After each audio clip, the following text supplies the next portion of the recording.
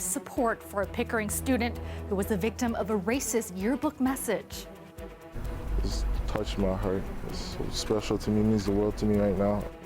How a community and beyond is rallying around the teen whose yearbook tribute to his late grandmother was replaced with a racist caption. Plus, I'm broken because a young man who means well, not involved, has lost his life just like that.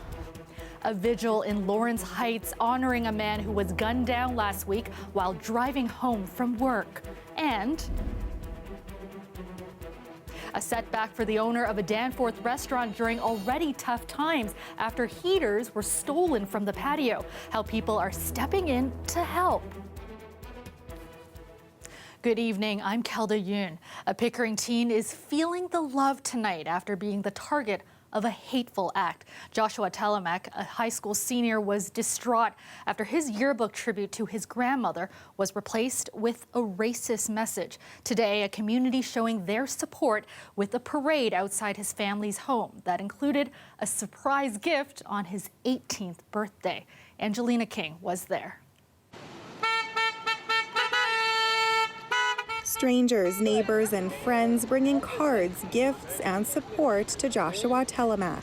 Words can't describe it. It's amazing. Not everyone in this world is evil. An 18-year-old who loves football and his family, overwhelmed by the support and surprised by a special gift.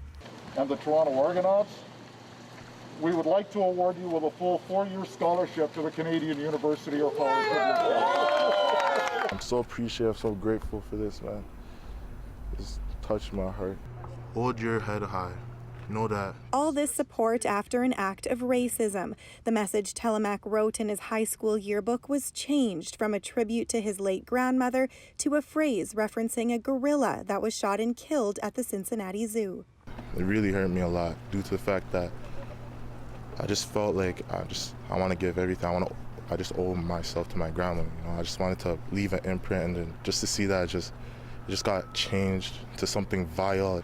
She motivated me to do nice things, just kind things, to just be humble and appreciate life for what it is. And it's just that she's my guardian angel. She watches down over me every single second. I just know, I feel it.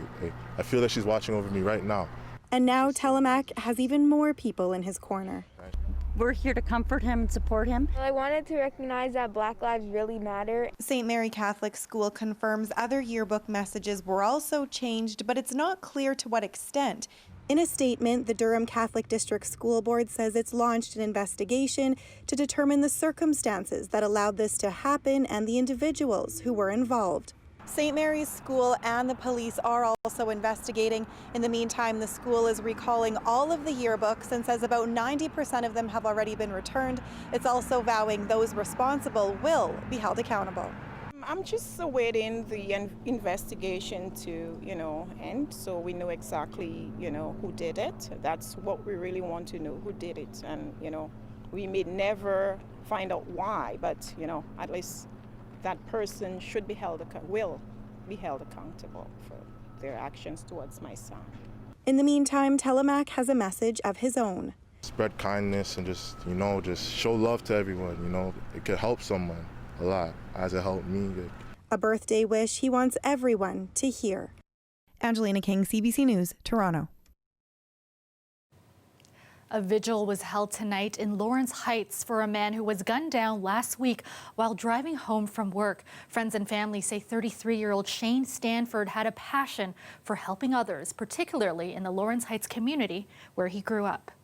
Where darkness exists, Almighty God, this young man stood as a light among men and women, boys and girls, Father. He applied himself, Almighty God. He lived a life, Father, that was an example for young men to follow. Stanford worked at the YMCA where he ran a number of programs for kids in the community. And as our Greg Ross reports, his family is now wondering how someone who gave so much was taken away so soon. Such an innocent soul just lost.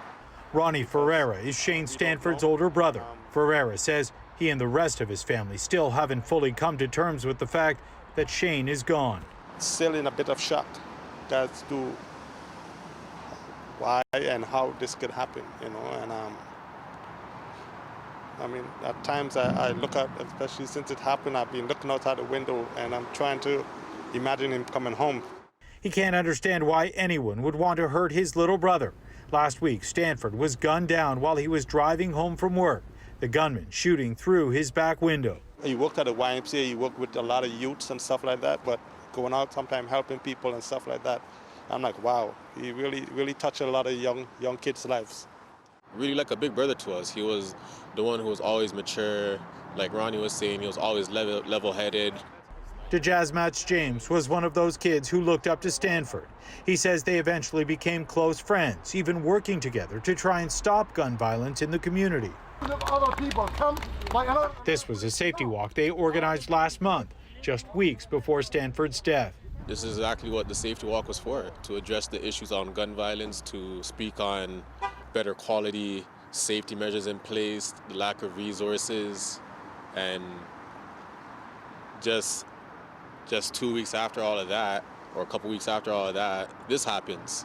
Tonight's vigil will be an opportunity for the community to remember all of the great things that Stanford did, and for the family, they hope it's the beginning of the healing process. With the love of family, you know, trying to cope with the situation, and hopefully we can get justice for him. Those two men telling me that, surprisingly, this is not the first time that Stanford was the victim of gun violence. In fact, they say he was shot about 8 years ago in another drive-by shooting. They say at the time he didn't let it deter him from the work that he was trying to do here in the community, and they also say that in both cases he was an innocent bystander. Greg Ross, CBC News, Toronto. Toronto can expect a challenging economic recovery after the pandemic. A new city report released today included some bleak figures. As Chris Glover reports, without funding from the other levels of government, we could be in for some drastic service cuts. The pandemic's economic toll can be seen on almost every street, but the unseen math behind all these closures is scary too.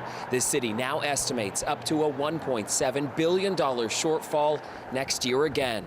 You know, we are certainly not, from a financial perspective, out of the water yet. The city manager's report for financial recovery includes 83 recommendations, many targeting equity issues for BIPOC communities, including accelerating affordable housing for Indigenous people. A big takeaway from the report, Toronto's path to economic recovery is uneasy, especially if done alone. We will be taking a very drastic look at the 2021 budget if we don't have the support that we need, ultimately, again, from the federal and provincial government. He says extensive service cuts will be contemplated first, and so far, no tax increases. Increasing taxes on those that are already in very, very challenging economic conditions was examined and thought not to be as effective. How terrible and devastating these cuts would be, like nothing we've ever seen. That was Toronto's mayor back in May, forecasting dramatic service cuts when he was in a fight for federal and provincial funds. Millions did eventually come through this summer, and today the mayor thinks renewed pressure will help again. I'm not going to start, outlining what cuts we could contemplate if that didn't happen. Let's be optimistic about this. But service issues are already on display in Toronto. This photo is picking up steam on social media, showing a packed bus. While forced to address the photo, today the Premier had this message for how hard he's fought for Toronto this year. I fought harder than anyone in this country to get proper funding for transit and for communities. The city manager gave no specific timeline for when new money was needed, but his report now goes to the executive committee and then council by the end of the month. Chris Glover, CBC News, Toronto. Ontario recorded 721 new cases of COVID-19 today, and officials are now putting in place restrictions on long-term care homes. Lorena Redekop has those details.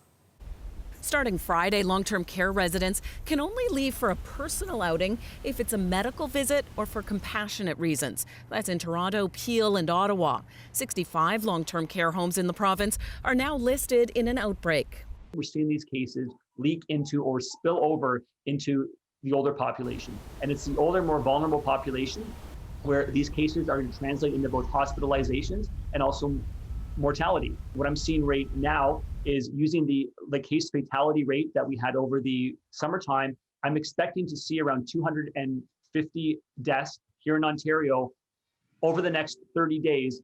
He's a statistician who tracks all the numbers and expects daily cases to hit 1,200 by Halloween.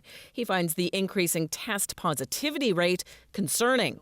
Health officials say today's rate hit 3%. Yesterday, 3% is worrisome.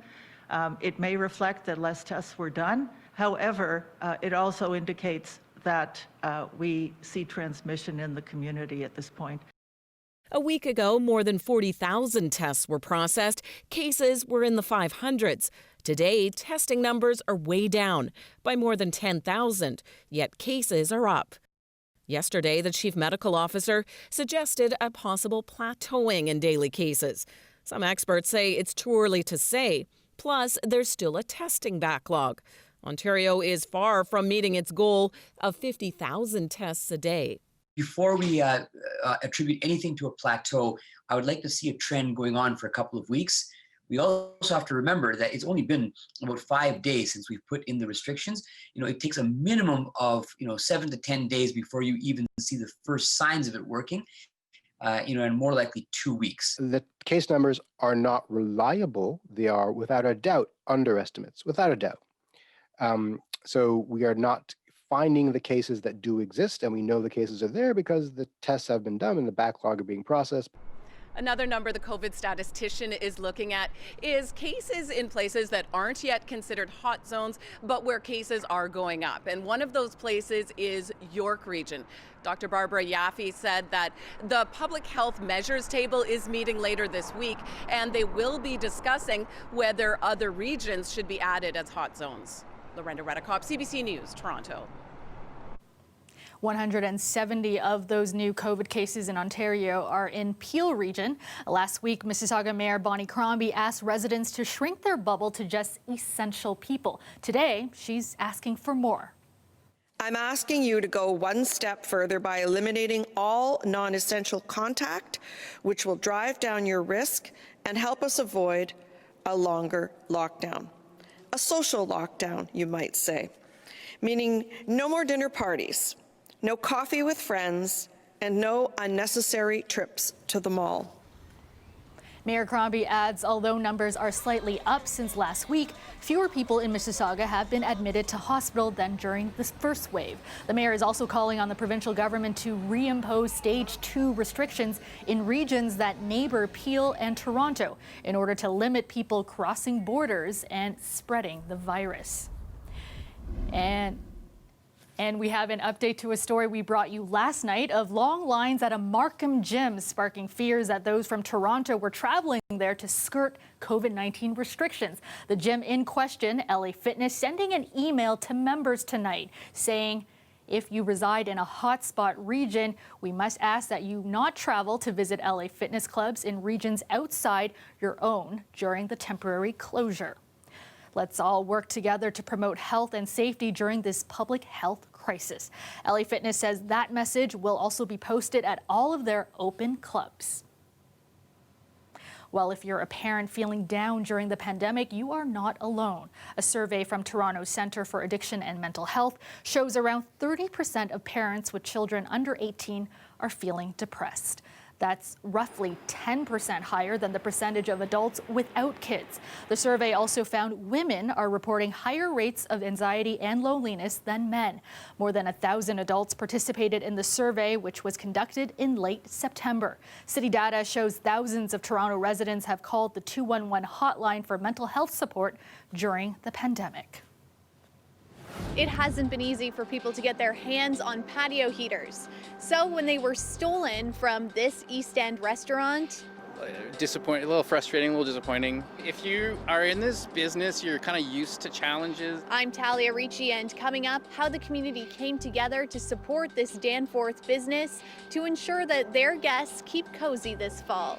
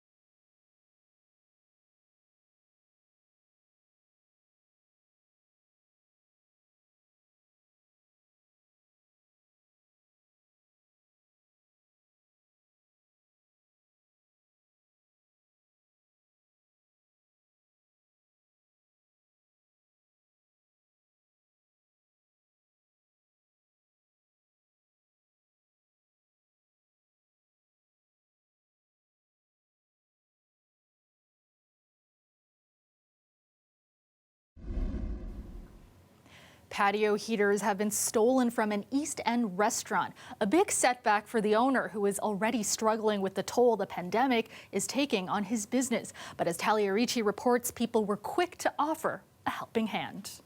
And then I looked over and they were not there. And then I saw the cut cable. 4 heaters stolen from this Danforth patio. I mean, they're out in the open and I know they're a hot commodity and they probably resell for a lot, because they're so hard to find right now. I know they're in demand. In a notably polite announcement, the restaurant owner posted on social media saying some very chilly people borrowed our 4 patio heaters without asking. It was really nice. People responded to it with a lot of heartwarming remarks. And also offers. I had the heater in storage and I thought to myself, oh, we don't need this. I should find a restaurant to give it to. But there's so many of them that could use it. And then I saw Dennis's post and it just made perfect sense. Others have also stepped up to help replace the heaters and offer words of encouragement as the community recognizes how tough things have been for businesses. Most small businesses are suffering right now. There's a lot of challenges. Mayor John Tory says the city's doing its best to try to help that. Today, Destination Toronto, in partnership with the city, launched To Go Toronto, which will help connect people with restaurants offering takeout, delivery, and patio dining. The City of Toronto is extending its partnership with Ritual to launch Open for Business, a collaboration with Ritual and DoorDash to help local businesses across Toronto increase their commission-free online sales. We are exploring continuing to expand the patio, what that would look like through the winter months. Cometa is hopeful that people will continue supporting local restaurants even as the snow falls. Not everyone might be up for it, but if you bundle up, it's fun to meet your friends out for a beer with a toque and a jacket on. In Dennis's words, they'll have to steal the concrete off the sidewalk to stop them from keeping the patio vibes going. Talia Ricci, CBC News, Toronto. A bit overcast tonight with increasing clouds and dipping temperatures. Colette Kennedy joins us now with a look at the forecast. And Colette, I took a nice stroll outside this afternoon when the weather was warmest. I know it's not going to be the same scenario tomorrow. Thanks, Kelda. We're going to have a look at your daytime highs. And you know, the thing about these daytime highs, they're from this afternoon, where you might expect them to be. Sure enough, yeah.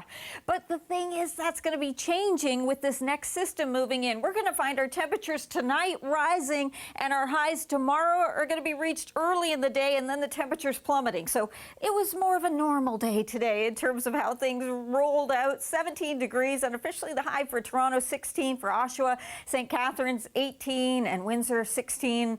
And same thing for the nation's capital today in terms of your afternoon high. Well, what's going on? Well, the situation here is this next system's moving in.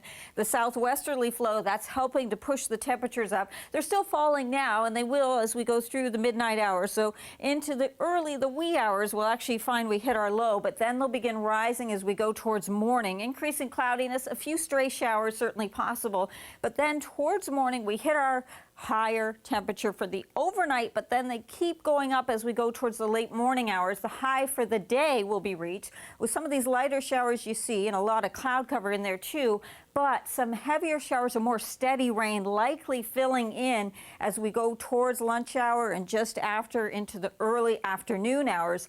Also, those southwesterly winds kicking up, so getting stronger, gustier, some of the wind gusts exceeding maybe even 50 kilometers an hour. So a breezy day as well. You need the umbrella, and again, like I always like to warn you, you need to hold on to that umbrella in those winds. And then we're going to find as we go towards the later afternoon, most of this kind of clearing out. Some areas we're even going to see the sun coming back out, and we get into some nice sunny breaks, especially back towards southwestern Ontario. But then some lake effect showers start to show up, especially to the northwest of the GTA, up into cottage country around Lake Huron and Georgian Bay. You're going to be finding that, and so it remains wet in those areas, and that trend even holding on as we go in towards Friday morning and through the day on Friday. Elsewhere, other areas actually drying out and setting up for a better day on Friday. So the temperatures rising towards morning. So that's a look at what you're seeing for overnight temperatures there into southwestern Ontario. Overnight temperatures as we look ahead for what's happening into the GTA, and certainly by tomorrow afternoon, well, those upper teens will be gone because we're reaching those again closer towards your lunch hour. Friday, cooler air moves in. I'm still talking about those temperatures, those lows barely above freezing there into Saturday morning, but we rebound nicely back towards seasonal, Kelda, as we go towards the weekend. Right, that is good to hear. Thanks so much, Colette. The weather is brought to you by Trane, the most reliable heating and cooling brand. We test, so it runs. It's hard to stop a train. When we come back, why Mars may look bigger in the night sky this week. We get a lesson on the Mars opposition from two young GTA space enthusiasts when we come back.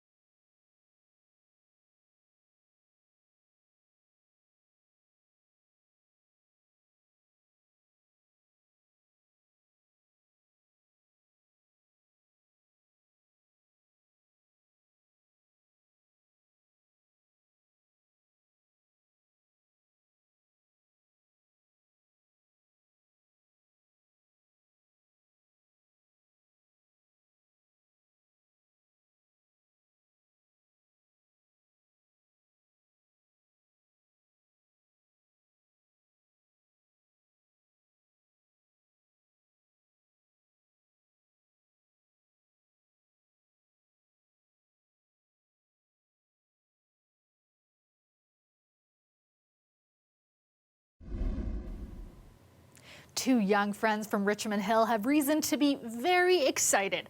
Tharan De Silva and Alfie Chan both love space, and they're keeping a keen eye on the sky this month for what's called the Mars opposition. I'll let them explain it. It's almost as if Mars becomes a mini moon for us. So the sun actually reflects the light, and this only happens once every 2 years, which is a long, long, long time. like 13 by next time this happens. I've been watching on the Alan I. Carswell Observatory live stream. I've also been looking with my family through the telescope my dad's best friend lent us. Although my previous podcast I mentioned how I only had a toilet telescope and I didn't, so I could only look at the live stream. But my dad's best friend heard about this podcast, so he lent us this telescope. So I've been looking through it and looking at the live stream. And to all those kids out there, don't miss the last day, because it won't happen this good in another 15 years, although it's going to happen in 2 years, though. Well, it looked actually like a cell, so it was kind of clear. You could see a bunch of dimples in it. Now, Alfie's telescope, it's a lot more powerful refractor telescope, so he could probably actually see red and maybe even close to the surface of Mars. So, we became friends a long time ago because, we're both big nerds and enthusiasts of many different science things. So as in school, we always used to talk about space and everything. And yeah, that's how we got into it. And one time when this whole pandemic came along, we did our first Zoom call together. And what happened was we actually started talking about space and we got really in depth to it. If I do become an astronaut, I would actually want to go to Mars. And that's our show for you tonight. Thank you so much for watching. Dwight Drummond has your next local newscast tomorrow at 6. Talia Ricci is here with you tomorrow at 11. Have a great night, everyone.